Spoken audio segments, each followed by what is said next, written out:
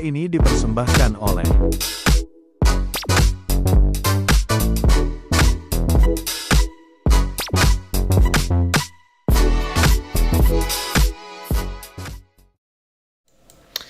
Halo Gunarwan dan Gunarwati sekalian, ketemu lagi ya di channel saya Gunar Os, dan kita ketemu lagi di segmen kabar dari N5.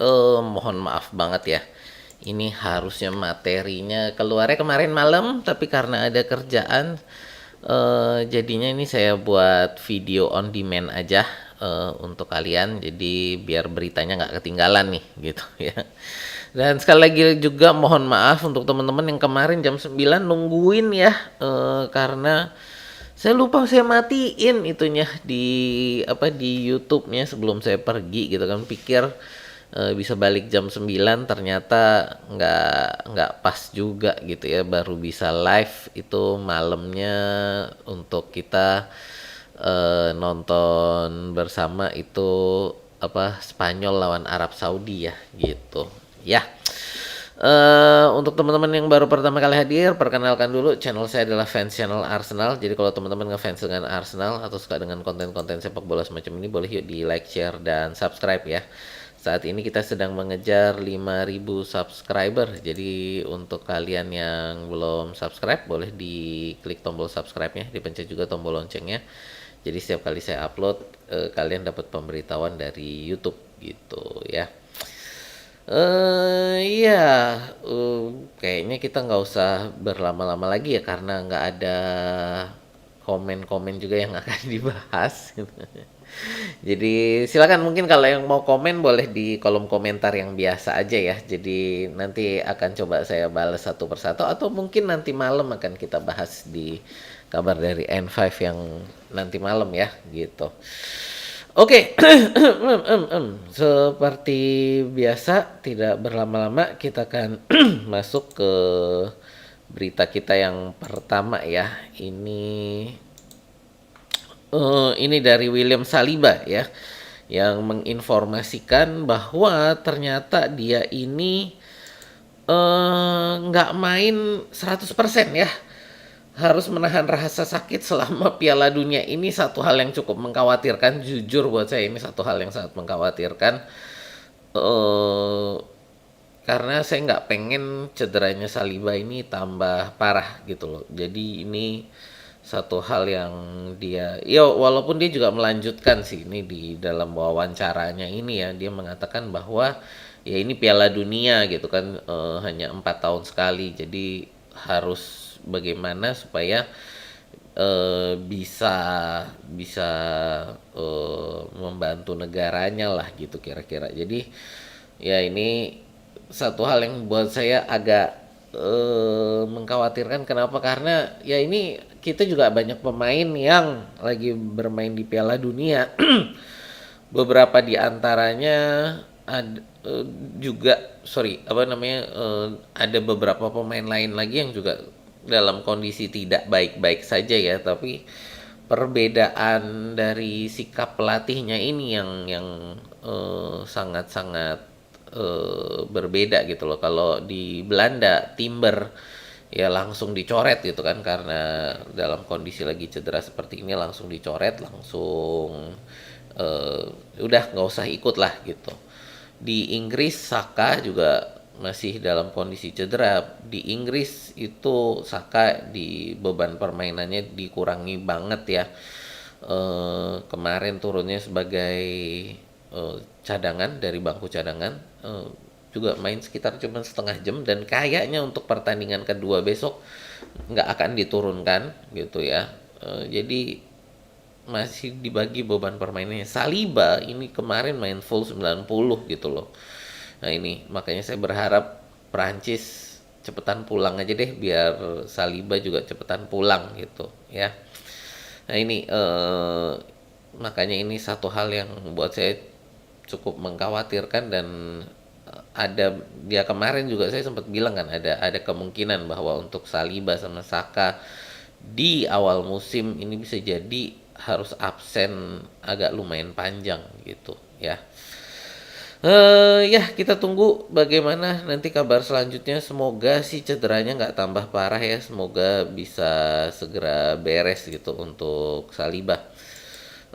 Next berikutnya ini untuk berita transfer kita ya. Jadi ini sehubungan dengan Morgan Rogers. Pekan ini kabarnya Arsenal akan mengintensifikasikan pengejaran mereka untuk Morgan Rogers. Jadi perburuan Arsenal untuk bisa mendatangkan Morgan Rogers ke Arsenal kabarnya akan diintensifkan di pekan ini gitu ya.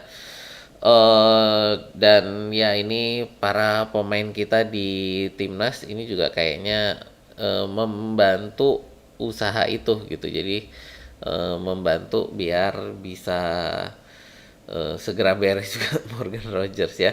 Ini diantaranya adalah Saka, Declan Rice, dan Madueke ya yang eh, ya banyak menginformasikan lah kepada Rogers ini tentang bagaimana kehidupan di Arsenal gitu ya. Jadi gimana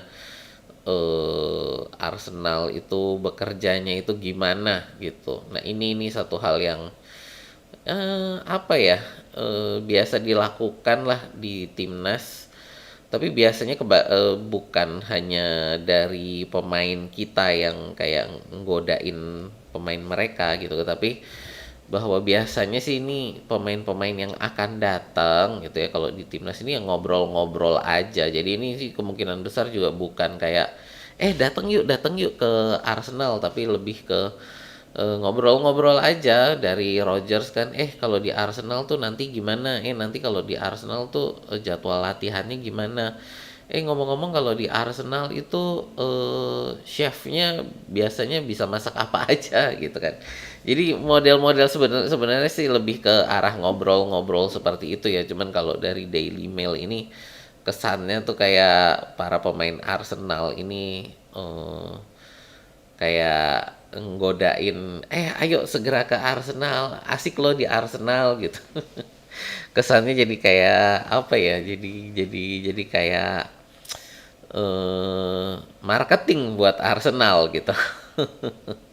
Yang pada kenyataannya sebenarnya nggak seperti itu ya. Biasanya sih yang terjadi ya itu tadi, hanya ngobrol-ngobrol aja bahwa kalau di Arsenal ini nanti kondisinya kayak begini loh, nanti kamu eh, kalau di sana ya begini-begini. Nah ini makanan yang paling enak nih kalau di kantin kita tuh yang ini loh. Rata-rata biasanya sih cuma seperti itu gitu ya. Oke, itu untuk perburuan Morgan Rogers yang kabarnya akan diintensifkan pekan ini. Semoga segera beres ya supaya kita juga bisa berkonsentrasi ke target-target lain yang menurut saya juga penting. Misalkan seperti bek kanan yang ya masih belum kelihatan nih sampai saat ini untuk bek kanan gitu ya. Oke, next ya ini adalah untuk Summerville ya, ini dari Food Mercato ya. Sebenarnya sumber yang kurang begitu terpercaya sih, cuman ini jadi hal yang ya cukup masuk akal sih ya. Kita kan mencari winger kiri, jadi ini kabarnya Arsenal ikut perburuan Crescencio Summerville bersama United, Tottenham, Aston Villa, dan PSG ya. Ini Summerville ini menjadi buruan yang mungkin termasuk harganya, bisa dibilang harganya apa ya, ekonomis lah.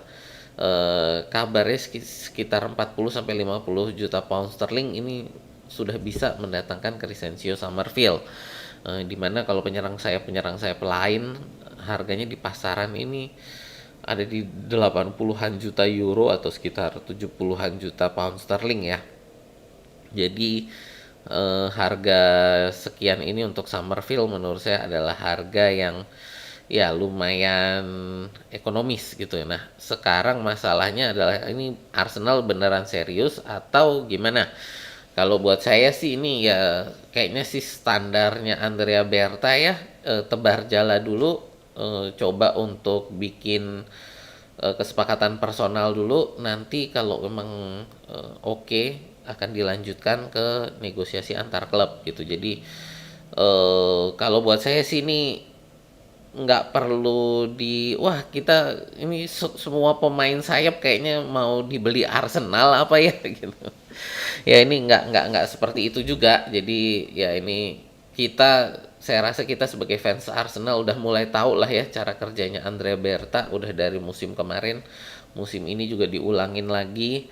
Jadi ya ini supaya kalau target utama kita itu ternyata gagal, eh, nanti untuk target cadangannya ini negosiasinya itu udah lebih cepat gitu ya.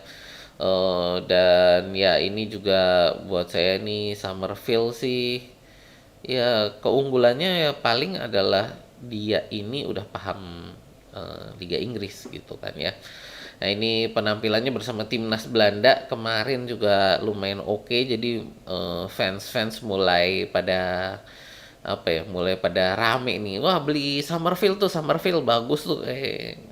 Ya sebenarnya juga kalau kita mau beli pemain nggak bisa hanya melihat satu pertandingan ya, tapi juga harus ada scouting dari sekian pertandingan. Nah ini yang nanti kita akan lihat bagaimana eh, Arsenal ini apakah memang serius atau hanya untuk target cadangan. Ya ini kita akan tunggu lebih lanjutnya karena kita juga masih ada target utama kabarnya ini kan Bradley Barcola ya untuk penyerang sayap ini. Bahkan Morgan Rogers ini juga banyak yang bilang adalah target untuk penyerang sayap gitu. Nah ini ya belum lagi juga ada si Christos Zolis ya.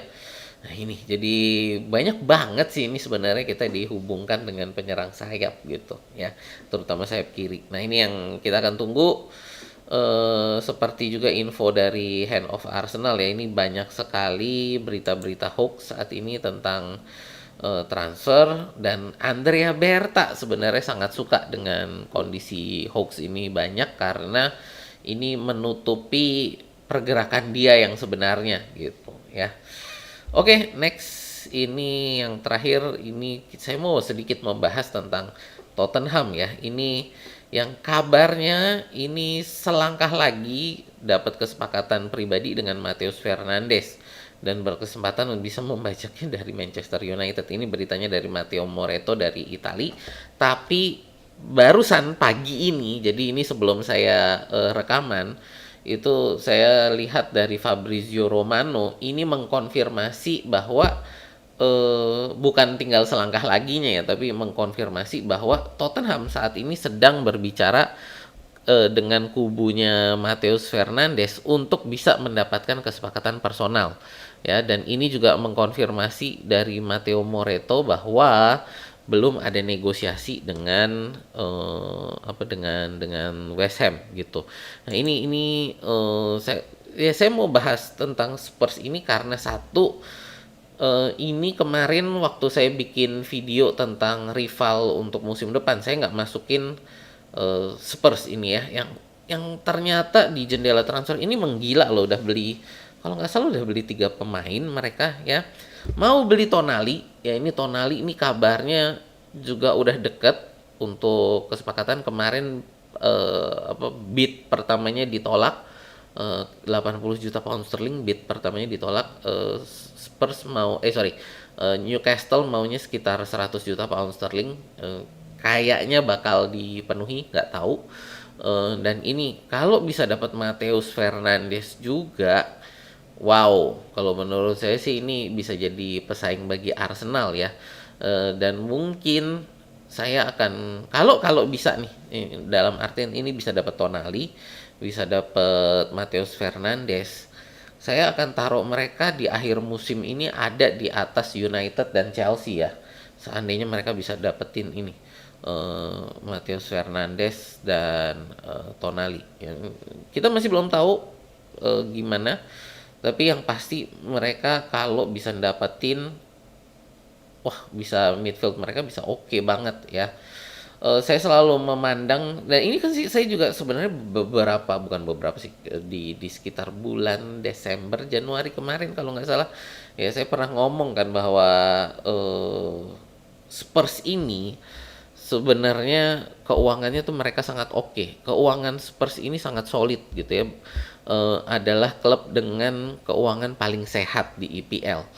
Cuman untuk klub-klub lain, beruntungnya bagi klub-klub lain, klub seperti Arsenal, Liverpool, City, United, Chelsea, beruntungnya adalah pemiliknya Spurs ini mereka kayaknya tuh nggak pengen ada prestasi, mereka tuh alergi berprestasi ya, karena mereka yang penting tuh bisa dapat duit aja gitu loh. Nah, kalau seandainya mereka itu ingin berprestasi dengan keuangan mereka, itu sebenarnya cukup bisa dilakukan. Dan bahkan kalau ngelihat kondisinya saat ini, buat saya dengan keuangan mereka sebenarnya mereka bersaing bukan hanya untuk 4 besar ya, untuk ngejar juara IPL aja mereka kemampuan keuangannya ya, bukan kemampuan pemainnya, kemampuan keuangannya itu ada untuk menyusun tim yang bisa mengejar juara IPL gitu. Jadi ini satu hal yang menurut saya saat ini banyak fans ini meremehkan Spurs gitu. Jadi yang harus mulai diperhatikan. Sepertinya kalau menurut saya Spurs ini harus mulai diperhatikan gitu ya.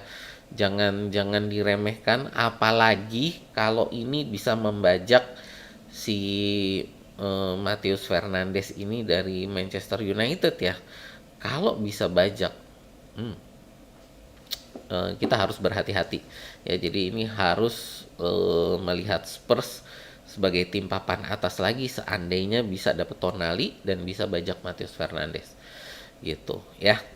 Oke, jadi itu untuk berita kita hari ini sih ya. Jadi cuman ada itu beritanya yang menurut saya perlu kita perhatikan gitu ya. Dari saya sekian dulu. Thank you untuk teman-teman yang udah nonton. Jangan lupa untuk like, share, dan subscribe ya. Karena itu akan sangat membantu channel ini juga, dan juga untuk di hype ya untuk kalian yang, karena ini nontonnya kan nggak live stream ya, jadi silakan di hype di bawah. Thank you sekali lagi. Dari saya sekian dulu. Saya Osil Sumono undur diri dulu. Sampai ketemu di video kita berikutnya ya.